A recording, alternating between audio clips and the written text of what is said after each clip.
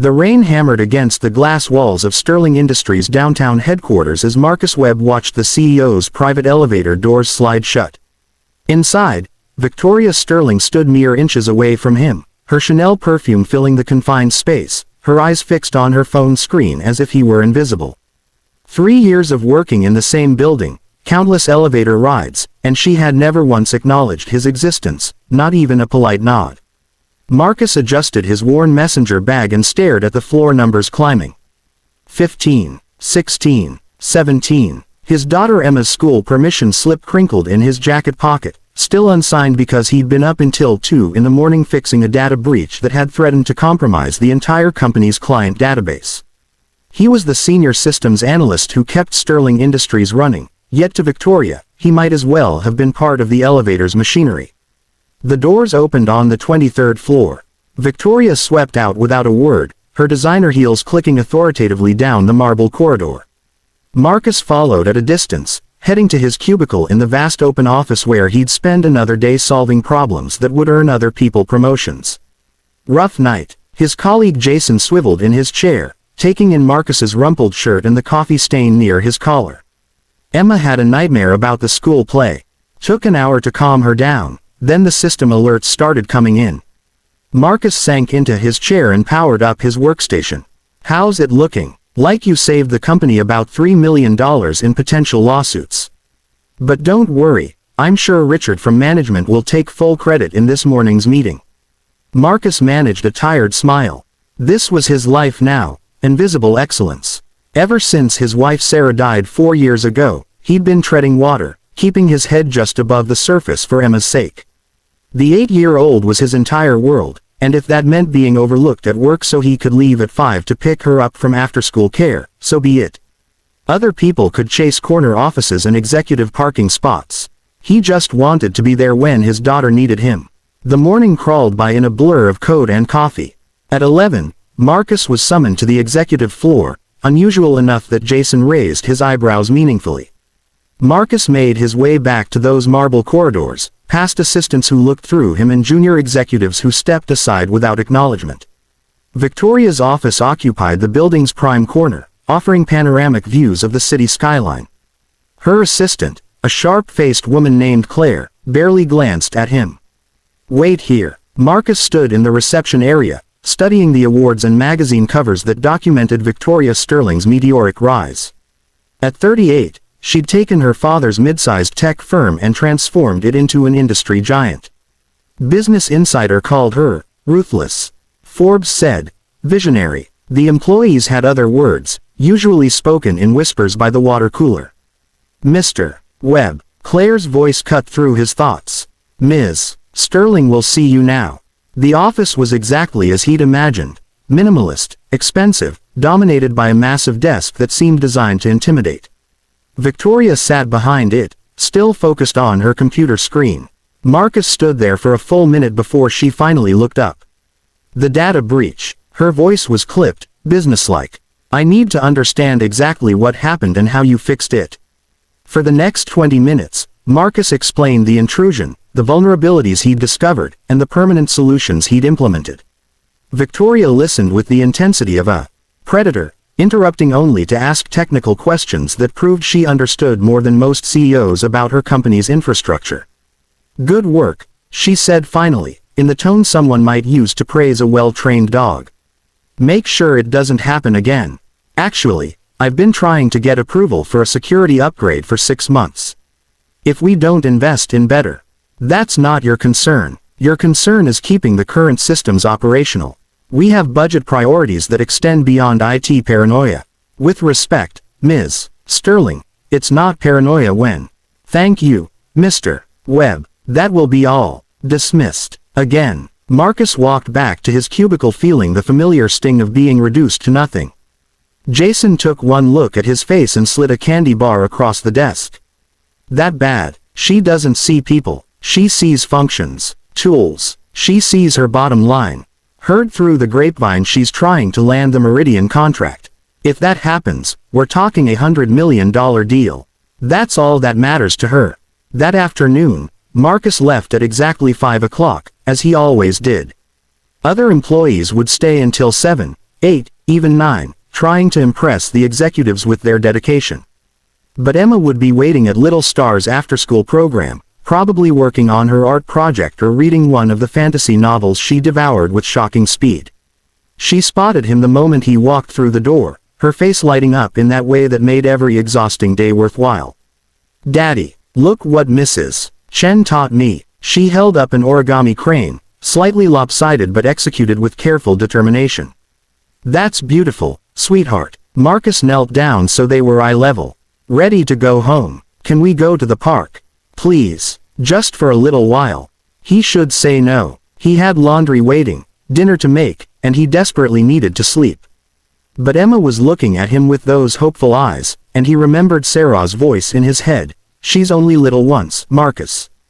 Don't miss it." 30 minutes, he agreed, and her delighted squeal made him forget about Victoria Sterling and data breaches and invisible elevator rides. They went to Morrison Park, 3 blocks from their apartment. Emma immediately claimed the swings, pumping her legs with fierce concentration while Marcus stood nearby, watching the way the late afternoon sun caught in her dark hair. She looked so much like Sarah. Same determined chin, same quick smile.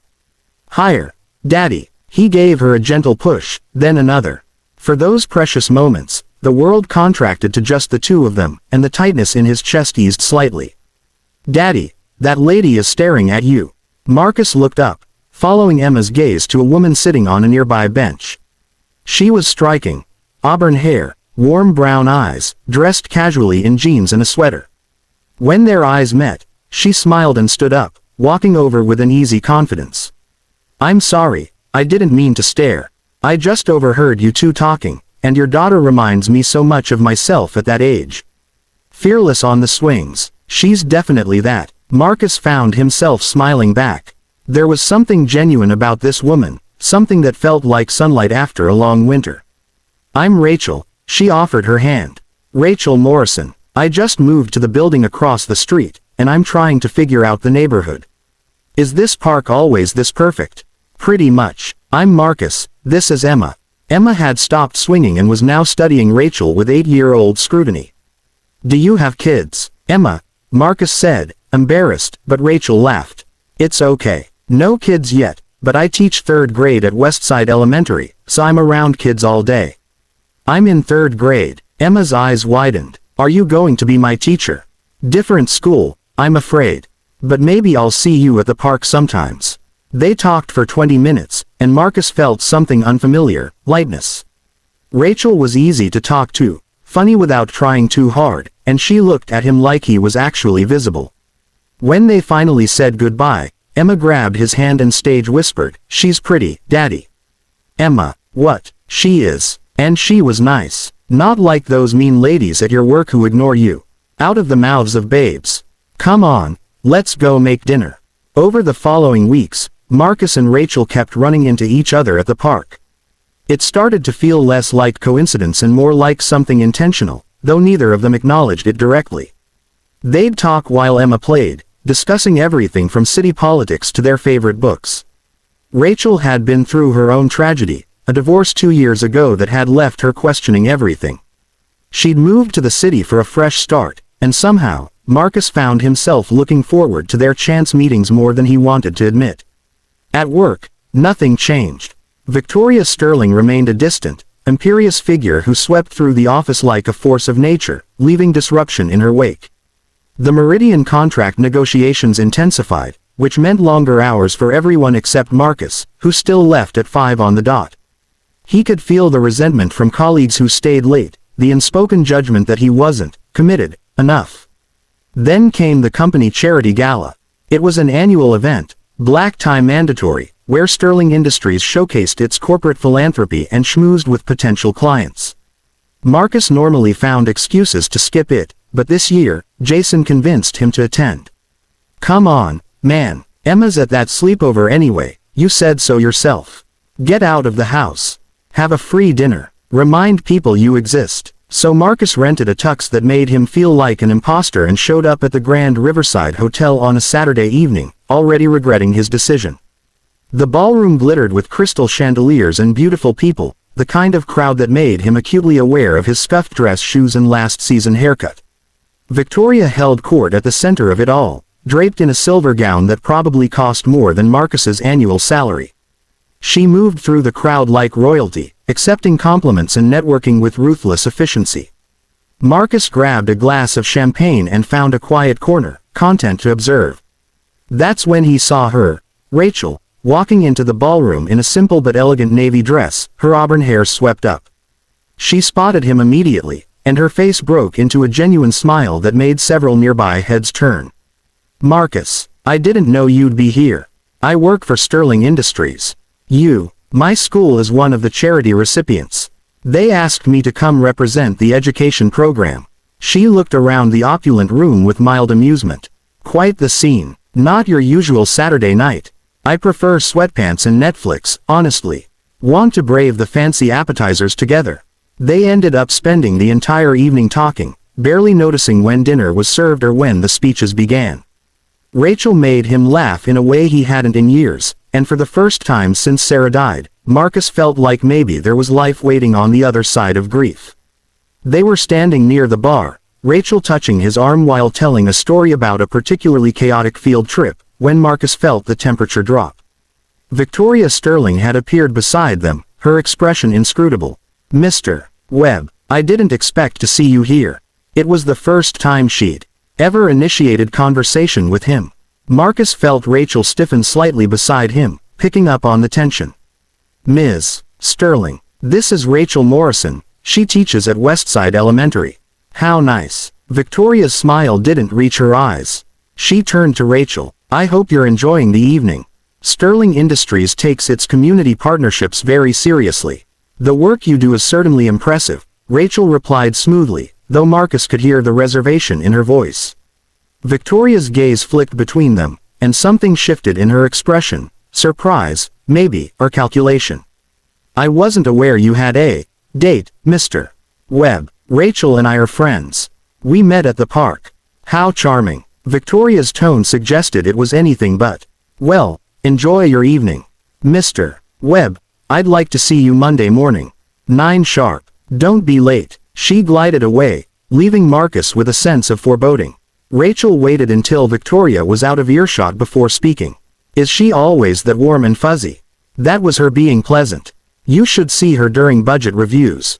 She looked at you differently, though. Like she was seeing you for the first time." Marcus shrugged. "Probably just surprised I own a tuxedo." But Rachel was right. Something had changed. Monday morning, Marcus arrived at Victoria's office at exactly 9 o'clock. This time, she looked up immediately when he entered. "Sit down, Mr. Webb." He sat, trying to read her expression and finding it impossible. Victoria steepled her fingers, studying him with an intensity that made him uncomfortable. "I've been reviewing your employment file. 3 years with this company. Consistently excellent performance reviews. Multiple critical saves that prevented significant financial losses. And yet you've never applied for a promotion, never angled for a better position. Why?" Marcus chose his words carefully. "I have a daughter. She's my priority. The position I have now allows me to be there for her." "The single father. Yes, I saw that in your file.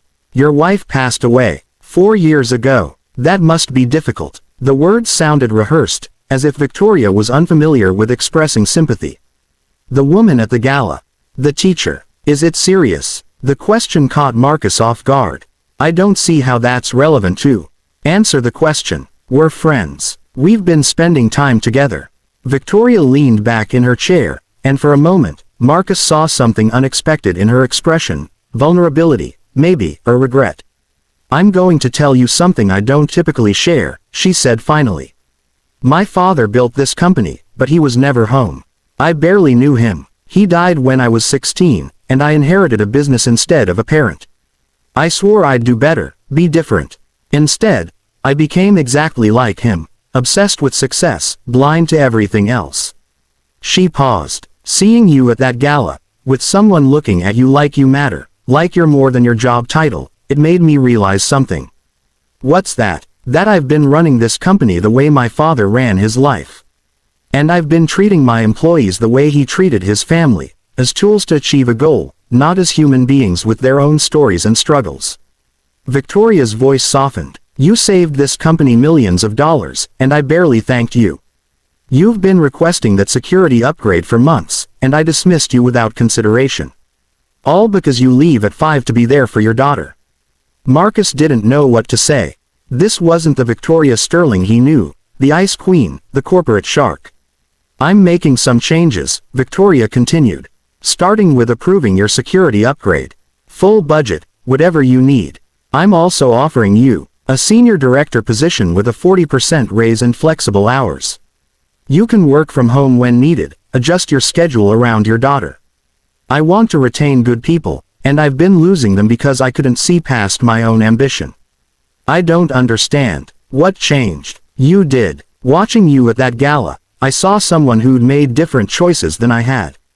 Someone who'd prioritized differently and seemed content, happy, even. That woman looked at you like you were the most important person in the room, not because of your title or your salary, but because of who you are. When was the last time someone looked at me that way?" Victoria's smile was sad. "I can't remember. Maybe never." "Ms. Sterling." "Victoria, if we're going to work together differently, let's start with that." Over the following months, Sterling Industries transformed. Victoria implemented flexible work policies, increased parental leave, and started actually listening to her employees. She still drove hard bargains and demanded excellence, but now there was humanity behind it, an understanding that the people working for her had lives beyond their cubicles. She and Marcus developed an unlikely friendship. Sometimes Victoria would join him in the break room, asking about Emma, sharing stories about her own lonely childhood. She attended Emma's school play, sitting in the back row and applauding loudly when Marcus's daughter took her bow. And Rachel became a constant presence in Marcus's life, and Emma's. They took things slowly, carefully, both of them carrying scars from loss. But gradually, family dinners became routine, park visits turned into weekend adventures, and Emma started asking when Rachel would officially move in. One evening, a year after the gala, Marcus and Rachel were cooking dinner together while Emma did homework at the kitchen table. His phone buzzed, a text from Victoria. "Thank you for reminding me what matters. Dinner with my mother tonight. First time in 3 years. Wish me luck." Rachel read over his shoulder and smiled. "She's really changed, hasn't she?" "We all have," Marcus replied, pulling her close. Emma looked up from her math problems and grinned. "Are you guys being mushy again?" "Maybe," Marcus laughed. "Is that okay?" "It's perfect, Daddy." And it was. Not perfect in the fairy tale sense. There were still hard days, still moments when grief surfaced or anxiety crept in. But it was perfectly real, perfectly human. Marcus had spent years being invisible, convinced that keeping his head down and surviving was enough. It took being seen, really seen, by Rachel to remember that he deserved more. And it took Victoria's transformation to understand that everyone, even the people who seem untouchable, are just trying to figure out how to live meaningful lives. The story didn't end with grand gestures or dramatic declarations. It ended with ordinary moments made extraordinary by genuine connection, with dinner table conversations and school plays and text messages from unlikely friends. It ended with Marcus understanding that being a good father didn't mean making himself small everywhere else, and that the right people would see him, value him, love him for exactly who he was. Victoria did land the Meridian contract, and the company flourished. But more importantly, she started building real relationships, with her employees, with her family, with herself. She never became warm, exactly, but she became human, and that was enough. As for Marcus and Rachel, they built something beautiful together, a blended life full of laughter and origami cranes and park visits that turned into forever. Emma got the family she'd been dreaming of, and Marcus got a second chance at happiness he'd thought was lost forever. Sometimes the most powerful transformations happen when someone finally sees us, and when we allow ourselves to be seen.